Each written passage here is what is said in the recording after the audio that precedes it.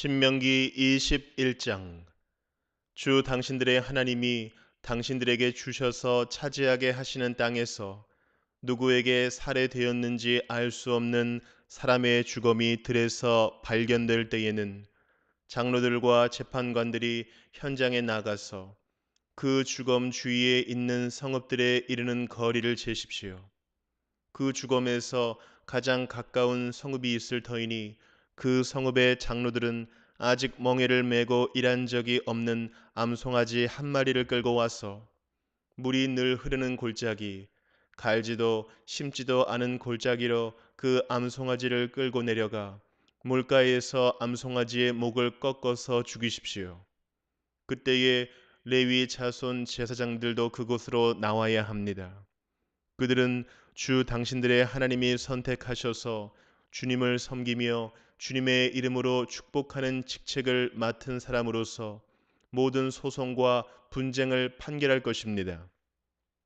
이때에 피살자의 주검이 발견된 곳에서 가장 가까운 성읍의 장로들은 물가에서 목이 꺾인 암송아지 위에 냇물로 손을 씻고 아래와 같이 증언하십시오.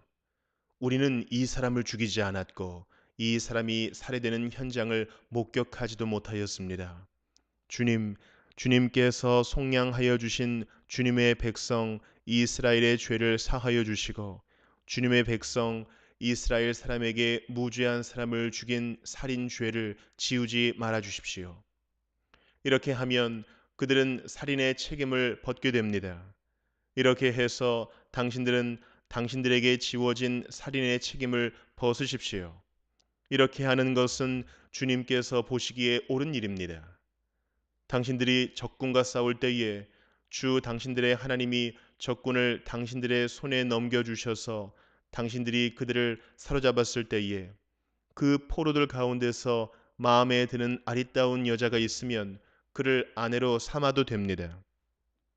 그 여자를 아내로 삼을 남자는 그 여자를 자기 집으로 데리고 가서 그 머리를 밀고 손톱을 깎고 잡혀올 때에 입었던 포로의 옷을 벗게 하여야 합니다. 그리고 한 달 동안 집안에 있으면서 자기의 부모를 생각하면서 애곡하게 하여야 합니다. 그런 다음에라야 동침할 수 있습니다. 이렇게 하여 부부가 됩니다.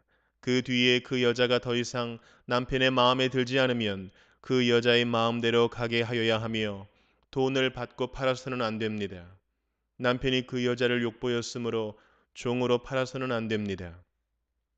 어떤 사람에게 두 아내가 있는데 한 사람은 사랑을 받고 다른 한 사람은 사랑을 받지 못하다가 사랑받는 아내와 사랑받지 못하는 아내가 다 같이 아들을 낳았는데 맏아들이 사랑받지 못하는 아내의 아들일 경우에 남편이 자기의 재산을 아들에게 물려주는 날에 사랑받지 못하는 아내에게서 난 맏아들을 제쳐놓고 사랑받는 아내의 아들에게 장자권을 줄 수는 없습니다.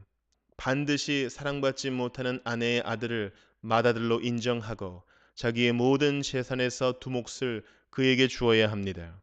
그 아들은 정력의 첫 열매이기 때문에 맏아들의 권리가 그에게 있는 것입니다.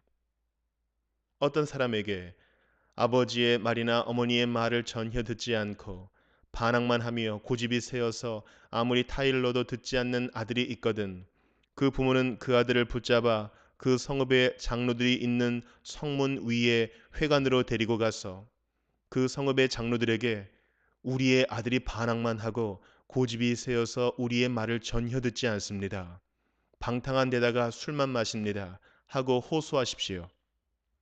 그러면 그 성읍의 모든 사람이 그를 돌로 쳐서 죽일 것입니다. 이렇게 하여서 당신들 가운데서 악을 뿌리 뽑아야 합니다. 그래야만 온 이스라엘이 그 일을 듣고 두려워할 것입니다. 죽을 죄를 지어서 처형된 사람의 주검은 나무에 매달아 두어야 합니다. 그러나 당신들은 그 주검을 나무에 매달아 둔 채로 밤을 지내지 말고 그날로 묻으십시오. 나무에 달린 사람은 하나님께 저주를 받은 사람이기 때문입니다. 당신들은 주 당신들의 하나님이 당신들에게 유산으로 준 땅을 더럽혀서는 안 됩니다.